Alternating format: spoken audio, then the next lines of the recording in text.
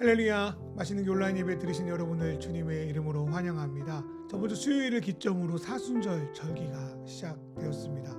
사순절은 예수님께서 공생애를 시작하기 전 40일 동안 광야에 머무면서 자신의 여정을 준비한 것 같이 주님이 부활하시기 40일 전부터 주님이 하신 일에 대해서 묵상하고 그분의 발자취를 따라 사는 시간입니다. 이번에 저희는 월터 브루그만과 함께하는 사순절 묵상집을 가지고 그분의 발자취를 따르려고 합니다. 7주 동안 하는 예수님과 함께하는 여정에 저와 여러분이 함께하길 간절히 바라며 이 시간 찬양으로 주님께 영광 돌리도록 하겠습니다.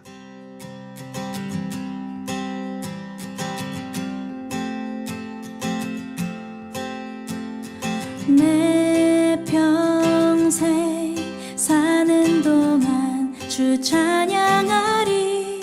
여호와 하나님 내 주를 찬양하리. 주님을 묵상함이 즐겁도다. 내 영혼 주 안에서 참 기쁘리. 내 영혼아 주님을 송축하라. 내 영혼아 주님을 찬양하라. 내 영혼아 주님을 송축하라. 내 영혼아 주님을 찬양하라.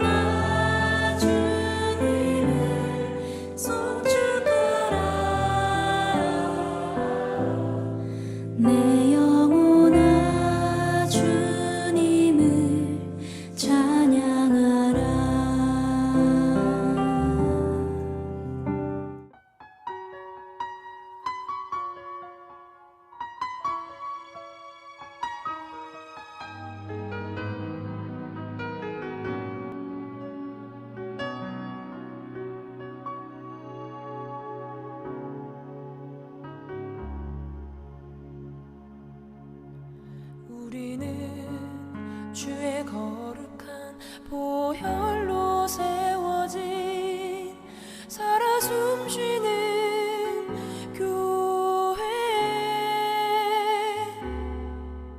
예수를 주로 섬기며 살아가네. 우린 주님 안에 한 가족.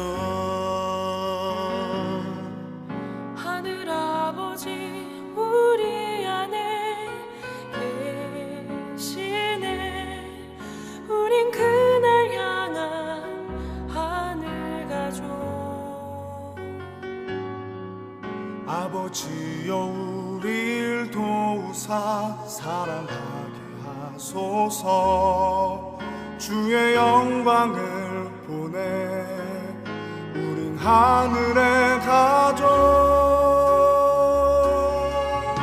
오 하늘 아버지, 이 백성의 아버지, 당신의 귀한 아들 보내신 높은 사랑. 오 하늘 아버지, 이 백성의 아버지, 하늘 가족 교회 통하여 이 땅의 백성 고치소서.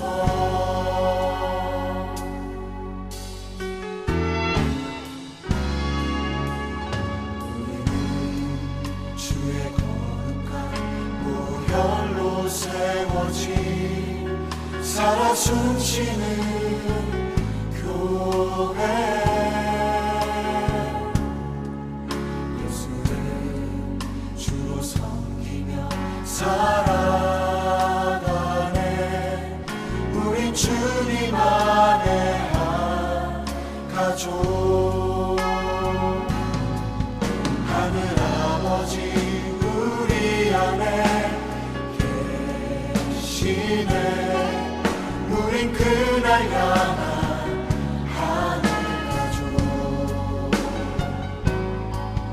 아버지여 우릴 도우사 사랑하게 하소서. 주의 영광을 보내 우리 하늘의 가족. 오 하늘 아버지, 이 백성의 아버지, 당신의 귀한 아들 보내신 높은 사랑. 오 하늘 아버지, 이 백성의 아버지, 하늘 가족 교회 통하여 이 땅의 백성 고치소서.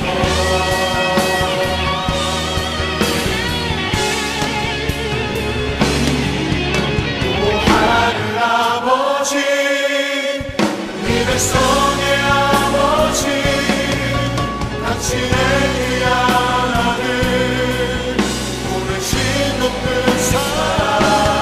오 하늘 아버지, 이 백성의 아버지, 하늘 가족 교회 통하여 땅의 백성 고치소서. 아버지, 이 백성의 아버지, 당신의 귀한 아들 보내신 높은 사랑. 오 하늘 아버지, 이 백성의 아버지, 하늘 가족 교회 통하여 땅의 백성 고치소서. 땅의 백성, 땅의 백성 고치소서. 땅의 백성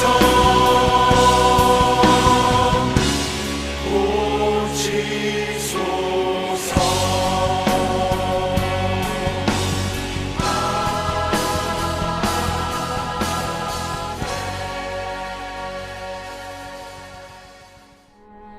너희는 여호와를 만날 만한 때에 찾으라. 가까이 계실 때에 그를 부르라. 악인은 그의 길을, 불의한 자는 그의 생각을 버리고 여호와께로 돌아오라. 그리하면 그가 긍휼히 여기시리라. 우리 하나님께로 돌아오라. 그가 너그럽게 용서하시리라. 주님이 부활하시기 40일 전부터 주님이 하신 일에 대해서 묵상하고 그분의 발자취를 따라 사는 시간입니다. 이번에 저희는 월터 브루그만과 함께하는 사순절 묵상집을 가지고 그분의 발자취를 따르려고 합니다. 7주 동안 하는 예수님과 함께하는 여정에 저와 여러분이 함께하길 간절히 바라며 이 시간 찬양으로 주님께 영광 돌리도록 하겠습니다. 매일 사순절이 반복되다 보니까 너무나 루틴에 빠질 수도 있고 별 기대가 없는 분들도 있는 건 솔직히 사실입니다. 그런 속에서 사순절이 갖는 유익이 무엇일까 제가 나름 생각해 봤는데요. 첫 번째로 교정이 아닐까 생각이 들었습니다. 아무리 좋은 운동법을 배우고 훈련했더라도 시간이 지나면 자세가 틀어지고 배운 것도 점점 까먹어서 결국 본래 배운 것과 다르게 우리가 운동을 하게 되는데, 그렇게 되면 몸도 틀어지고 운동 효과도 별로 없게 되는 역효과가 나게 됩니다. 그럴 때 어떻게 해야 되냐면 다시 처음 운동법을 배운 이에게 찾아가서 본래 배웠던 것이 무엇인지를 체크하고 교정받고 나아가야 꾸준하게 건강하게 운동할 수 있습니다. 신앙도 마찬가지일 것 같아요. 우리는 그 사순절의 그 기간을 통하여서 내가 하루하루를 살아가면서 놓쳤던 부분들을 확인하고 그리고 바로잡고 또 그분의 뜻이 무엇인지를 알고 좀 더 그분의 길을 따라갈 수 있는 힘을 공급받게 됩니다.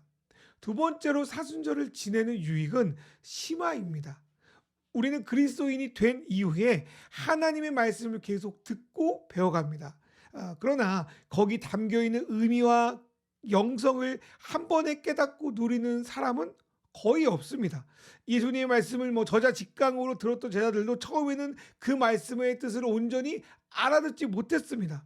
그러다가 예수님이 승천하신 이후에 그때 하신 말씀이 무엇인지가 계속적으로 성령님의 도움으로 깨달아 알게 되는 그런 은혜를 제자들이 평생에 걸쳐서 깨닫고 맛보게 됩니다.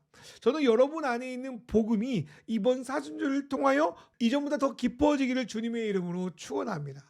신앙을 붙들고 살아갈수록 우리의 삶은 좀 더 깊어지고 풍성해져야 합니다. 성숙이 빠져있는 신앙은 죽은 종교와 다름이 없습니다. 우리가 사순절 기간을 가지는 것은 구원받은 우리가 그분을 따라가는데 필요한 도움을 받기 위해서입니다. 세 번째로 사순절에 우리가 누려야 할 유익은 재현입니다. 다른 말로 기억하는 것이겠죠. 이것은 마치 예전에 찍었던 사진이나 영상을 다시 꺼내보는 것과 같습니다. 그럴 때 그때의 기억과 감정이 다시 되살아나지 않습니까? 그런 의미에서 사순절 기간은 우리를 위해서 예수님이 하신 놀라운 일과 그분이 걸어가신 그 길의 모습이 담긴 그런 자료들, 그런 사진들, 그런 영상을 꺼내보는 것과 같습니다. 이를 통하여 2000년 전 예수님이나 제자들의 마음을 함께 공감하고 우리가 은혜 받았던 것들도 추억하고 마치 VR 기기를 쓰고 가상체험을 하는 것처럼 매일매일 묵상을 통하여 주님이 가신 그 길을 간접적으로나마 따라가 보는 것입니다. 이렇게 우리가 사순절 기간에 말씀으로 우리의 삶을 교정받고 또 심화되어서 주의 마음을 느끼고 그의 길을 따라가는 것을 체험할 때, 기억할 때, 재현해 나갈 때 주님의 열매를 맺기에 좀 더 합당한 마음밭으로 우리의 삶이 변화될 거라 저는 믿습니다. 그렇다면 이 사순절에 주님 가신 길을 잘 걷기 위해서 어떻게 하면 좋을까? 어떤 것을 주의해야 될까? 어떤 것을 해야 될까? 몇 가지 팁을 좀 여러분에게 제시하고 싶습니다. 첫 번째로 사순절 여정을 잘 보내는 방법은 1일차 묵상 말씀에도 나와 있는데요. 모든 것을 계획하고 인도하시는 아버지 하나님을 간절히 찾아야 합니다. 우리가 암송하는 주기도문의 맨 첫 구절은 하늘에 계신 우리 아버지입니다. 그런데요, 성경의 언어로 보면 그 아버지라는 뜻인 파테르로 시작되는 것을 알 수 있습니다.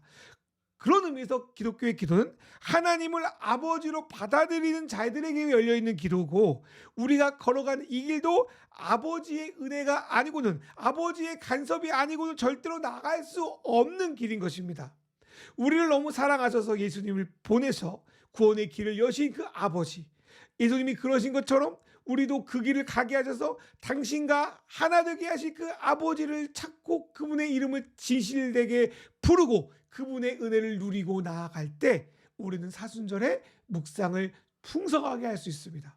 이제까지 내 삶의 모습이 뭔가 어긋나고 비틀어 있다고 한다면, 아무리 뭔가를 누리고 뭔가를 먹어도 채워지지 않는 것 같다면, 아버지를 떠난 둘째 아들이 염치채면 다 버리고 아버지의 집으로 돌아갈 것 같이 계셔서 그 하늘을 우리에게 주고자 하시는 그 하나님 아버지를 간절히 찾기를 주님의 이름으로 축원합니다.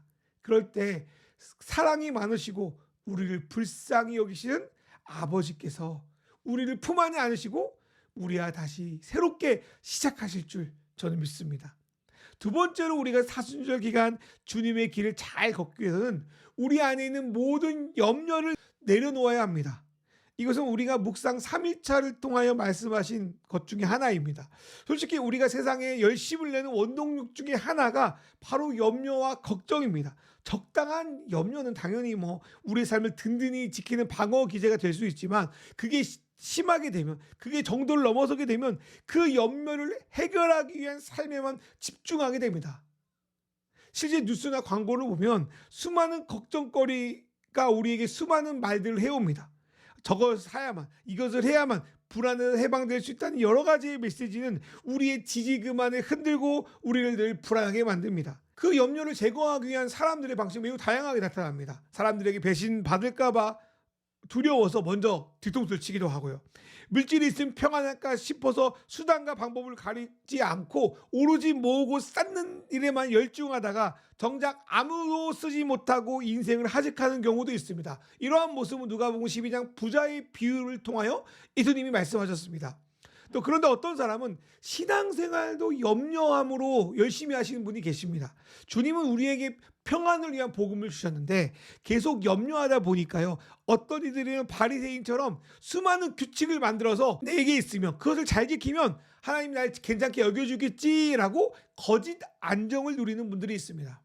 문제는 이러한 것이 크고 넓으신 하나님의 은혜를 제한하고 다른 이들을 무시하는 수단으로 나타나고 결국 교만으로 드러나게 됩니다. 그 반대의 경우도 마찬가지입니다. 자기의 모습을 보니까 도저히 하나님께 나아갈 수 없습니다. 다른 사람이 보기에도 나는 되게 부족한 사람이에요. 그래서 주님이 나를 있는 그대로 받아준다고 아무리 말씀하셔도 그걸 차마 믿지 못하고 늘 자책하고 결국은 신앙을 포기하는 일까지 벌어집니다. 그런데 주님은 그 길을 제대로 가기 위해서는 우리가 염려하지 말라라고 선포하십니다. 많은 사람들은 염려가 우리가 열심히 그 길을 갈 수 있는 원동력이라고 생각하지만, 주님은 오히려 그 염려가 신앙의 길을 따라가는데 필요한 양식이나 필요한 물품이 결코 될 수 없다고 우리에게 단언하십니다. 그래서 마태복음 6장 31절에 뭐라고 말씀하냐면, 그러므로 염려하여 이르기를 무엇을 먹을까? 무엇을 마실까? 무엇을 입을까? 하지 말라라고 말씀하십니다. 또한 염려는 우리를 예수님의 사람으로 온전히 성장시킬 수 없습니다. 저는 이번에 마태복음 6장 27절에서 그 길을 한 자나 더할 수 있으냐라는 말씀을 이렇게 묵상집을 통해 묵상하면서, 염려가 너의 영적 성장을 한 자라도 키울 수 없다라고 말씀하시는 걸로 이렇게 이해가 되더라고요. 사랑하는 말씀의 성도 여러분, 그렇다면 우리는 그 염려를 어떻게 대해야 될까요? 성경에 보니까 주님께 맡기래요. 아버지를 구하며 하나님 외에 다른 것들을 두려워하지 말라는 거예요. 하나님 외에 다른 것들을 크게 여기지 말라는 거예요. 그리고 그분의 넓은 품과 크신 손에 우리는 해결할 수 없지만 그분이 인도하시길 바라며 그분께 맡겨드리는 거예요. 그럴 때 인격적인 하나님은 우리를 돌보신 줄 믿습니다. 그래서 베드로전서 5장 7절에 뭐라고 말씀하세요? 너희 염려를 다 주께 맡기라. 이는 그가 너희를 돌보심이라. 돌보신대요. 돌보는 은혜가 있길 바랍니다. 빌립보서에서 뭐라고 말씀하십니까? 6절에 보니, 4장 6절에 보니까 아무것도 염려하지 말고 그분께 너희 구할 것을 감사함으로 아랠 때 하나님의 평강이 7절에 보니까 우리의 마음과 생각을 지킨다고 말씀합니다. 6절에서 너희에게 구할 것은 우리의 어떤 세속적인 욕망, 사고 싶은 거, 갖고 싶은 거, 그런 걸 말하는 게 아닙니다. 그건 뭐냐면 7절에 언급되는 하나님의 평강입니다. 요한복음에서는 이거를 세상이 줄 수 없고 오로지 예수님만 줄 수 있는 세상과 다른 평강이라고 말씀하기도 합니다. 그런데 솔직히 어떻게 우리 안의 염려를 한꺼번에 다 제거할 수 있겠습니까? 하루를 살아도 수많은 염려거리가 우리 안에 가득 차지 않습니까?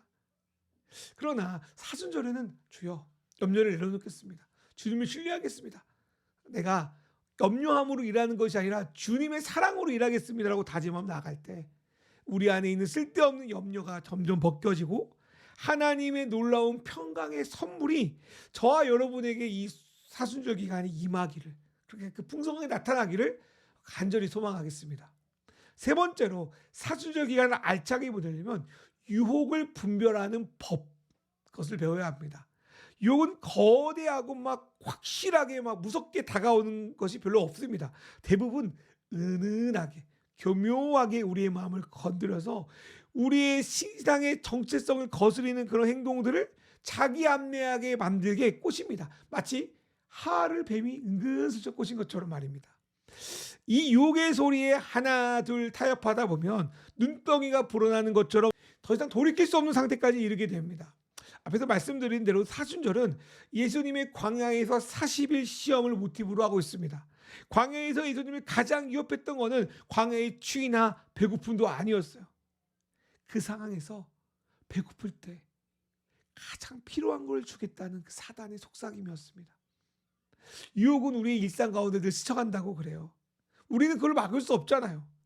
그러나 그 생각이 더 이상 우리 머리에 또아리를 들어서 점점 생각이 점점 자라나게 하는 것은 우리가 막을 수 있습니다.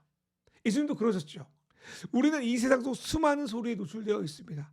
딱딱한 수천 년의 말씀과 달리 부드럽고 달콤하고 매력적인 소리들이 그 안에는 독을 품고 우리를 유혹합니다.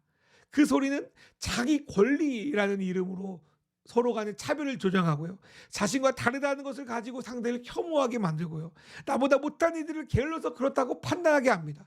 특별히 예수님이 받으신 시험에는 사람들이 너무나도 갈망하는 세 가지가 담겨 있습니다. 떡은 물질로 말할 수 있습니다. 예루살렘 위에서 떨어지면 천사가 바친다. 그거는 우러러보는 명예를 말합니다. 세상의 만국을 다 주겠다는 것은 권력을 상징합니다. 이걸 주겠다는 유혹의 소리 앞에 어느 누가 자유로울 수 있을까요? 어느 누가 떳떳하게 버릴 수 있을까요? 그러나 우리 주 예수님은 말씀이 그 안에 있기 때문에 이것이 유혹이구나 라는 것을 분별하고 물리치십니다. 그렇다면 그분의 제자된 우리도 주님을 받아들이고 살아갈수록 우리가 점점 세상의 유혹에서 벗어나 더 이상 거기에 걸려 넘어지지 않고 주님의 온전하신까지 말씀을 붙들고 유혹을 분별하며 나아갈 수 있다고 저는 확신합니다. 또한 히브리서에 보니까요, 분별하지 못하는 사람의 특징이 나오는데 그것은 귀가 둔하여진 사람입니다. 이것은 단순히 물리적으로 귀가 잘 안 들린다 그런 것을 말하는 것이 아니라 하나님의 말씀을 들어도 순종할 마음이 없는 이들을 가리킵니다. 귀가 있어도 그 말씀을 마음에 들을 자세가 되어 있지 않으면, 순종할 마음이 없다면 주의 말씀은 내 마음밭에 온전히 심겨지지가 못합니다. 한편 분별하는 자의 특징은 오늘 히브리서 5장 14절을 보니까요, 지각, 생각을 끊임없이 사용하여서 하나님의 말씀과 삶의 일들을 연결하는 사람입니다. 다른 말로 하나님의 말씀, 하나님의 거울로 삼아서 나의 삶을 늘 비춰가는 사람입니다. 요즘 문해력이 좋아야 아이들이 아주 건강하게 성장하고 어른들은 치매에 안 걸린다 뭐 이런 이야기를 많이 들었습니다. 문해력은 제가 사전에 찾아보니까 글을 읽고 이해하고 생각하는 능력입니다. 그런데 영상으로만 정보를 접한 아이들은 생각할 필요가 없기 때문에 문해력이 떨어진다고 해서 좀 많이 걱정이 되기도 합니다. 어쩌면 이 시대를 살아가는 우리 그리스도인들 상당수가 어쩌면 영적 문해력이 떨어지지 않나 생각합니다. 생각 없이 무조건 믿는 것이 좋은 믿음이라는 풍조는 교회 수준을 타가서 보육원 정도로 만들어냅니다. 아무리 성경을 묵상해도 성경을 이해하지 못하게 만드니까 그 안에 모여있는 교인들의 영적인 수준이 거의 다 어린아이가 되는 거예요. 그 안에 장성한 사람이 거의 없고 모두 젖만 먹는 어린이만 있으면 어떻게 그 공동체가 제대로 돌아갈 수 있겠습니까? 저는 이번 사순절에 우리 모두가 영적인 문해력이 높아져서 선과 악을 분별하는 그런 사람으로 자라나길 주님으로 축원합니다. 하나님의 뜻이 무엇인지를 고민하고 그것을 내 삶에 어떻게 적용시킬지를 점검할 뿐만 아니라 그 말씀을 우리의 마음에 심는 사람들, 그렇게 기도하는 사람들은 하나님께서 반드시 선과 악을 분별하고 성장하는 매력적인 그리스도인으로 우리를 인도하실 줄 믿습니다. 또한 사도행전을 보면 이러한 사람들의 모델이 등장합니다. 그러니까 이게 꿈이 아니고 그 교회 안에서 믿음 안에서 일어날 수 있다는 증거죠. 그게 누구냐면 베레아 사람들이었습니다.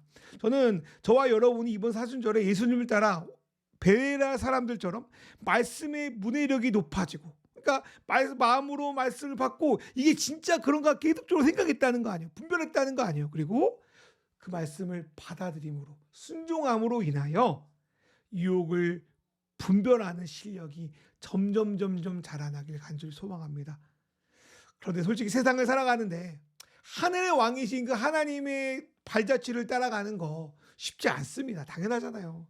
그러나 우리를 구원하기 위해서 이 땅에 예수님을 보내셔서 핏값을 주고 우리를 사신 하나님께서 시편 121편의 표현에 의하면 높은 산들도 뜨거운 낮의 태양열도 차가운 밤 공기 속에서도 우리를 영원하신 하나님 나라로 그에 합당한 백성으로 인도하실 줄 믿습니다.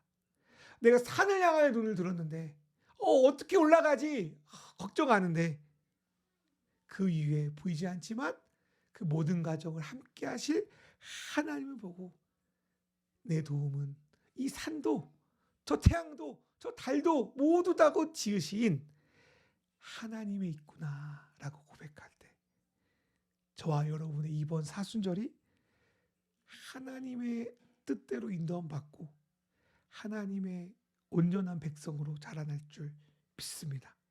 그러한 인도하심이 이번 사순절 저와 여러분 안에 또 영상을 보는 분들 안에 있기를 주님의 이름으로 축원합니다. 이 시간 기도하겠습니다. 이번 사순절 기간에 예수님이 이 땅에 오신 목적과 그분이 가신 길을 잘 묵상하여 우리의 신앙이 주 안에서 교정되고 심화되어 오늘 이곳에서 주님을 만나고 경험하게 하소서. 하늘의 아버지, 당신의 능력이 아니면 우리가 당신의 백성다운 삶을 살아갈 수 없습니다. 이번 사순절 가운데 인도하셔서 염려하지 않고 유혹을 분별하여 주의 자녀다운 이들로 자라나게 하소서. 이 시간 기도로 나아가겠습니다. 주여,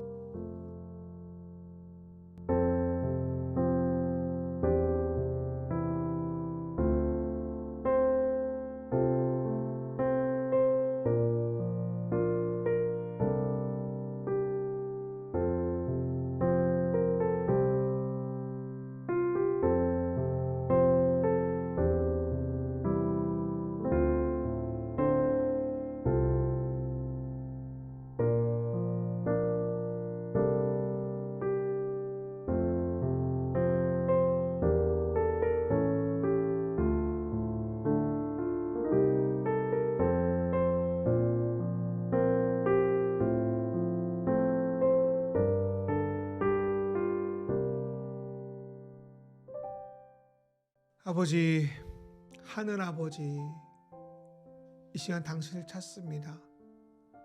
당신의 천국문 앞에 들어가게 해달라고 두드립니다. 내가 비록 약하지만 허접하지만 그 아버지의 넓으신 품에 안겨 그 아버지의 사랑을 누리고 그 아버지의 은혜 안에서 하루하루 사순절을 지낼 수 있도록 주님 인도하여 주옵소서. 얼마나 염려거리가 많은지 모르겠습니다.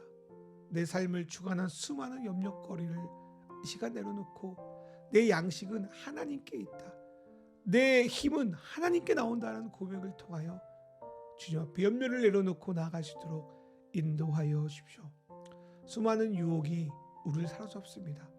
마음이 심나던 심나하지 않던 이것만 있다면 내가 안정적으로 살 수 있어라고 우리를 유혹하는 수많은 것들이 있습니다.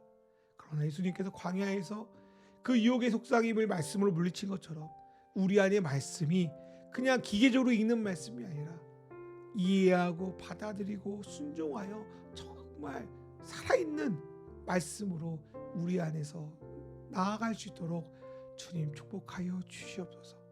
그래서 베레아 성도들처럼 정말 장성한 분량까지 자라 말씀을 받아들이고 순종할 뿐 아니라 그 말씀이 진짜 무슨 뜻인지를 상고하여 하나님 앞에 그 말씀의 거울 앞에 나를 바라보며 주님이 가신 그 길 나갈 수 있도록 인도하여 주십시오. 하나님, 어떻게 예수님의 길을 우리가 따라갈지 감히 상상이 안 됩니다. 그러나 천지를 지신 하나님께서 어떻게 정말로 일어날 수 없는 아들을 통한 구원, 하나님의 아들의 죽음을 통하여 우리를 구원하신 놀라운 기적을 이루신 것처럼 우리의 삶도 예수님과 하나님과 하나 되어 그분의 장성한 분량까지 나아가는 삶으로 우리를 인도해 주실 믿습니다. 그래야여 세상이 누리지 못하는 평화, 세상이 누리지 못하는 안정감, 세상이 바라보지 않는 놀라운 성품, 열매가 우리 안에 조금씩 자라고 열매 맺을 수 있도록 주님 인도하여 주시옵소서. 하나님, 두렵게 여전히 추운 곳 가운데 힘듭니다. 하나님, 경기 때문에 여러 가지 일 때문에 힘들어하는 일이 있습니다. 하나님, 육체적 영적으로 많이 고단한 분들이 있습니다. 주님께서 축복하여 주시고 귀하게 힘을 드리는 분들의 모든 삶 위에 하나님 주시는 풍성한 은혜를 덧입혀 주시옵소서. 이 모든 말씀을 주 예수 그리스도의 이름으로 기도드립니다. 아멘. 이제는 우리 주 예수 그리스도의 은혜와 하나님 아버지의 놀라우신 사랑과 성령님의 인도하심이 이제 사순절의 아버지를 찾으며 염려를 내려놓고 유혹을 분별하며 정말 사순절을 깊게 누릴 줄 믿고 나아가는 우리 맛있는 교회 성도들 모든 사순절의 기간 위에 이제로부터 영원히 함께 하시기를 간절히 축원하옵나이다. 아멘.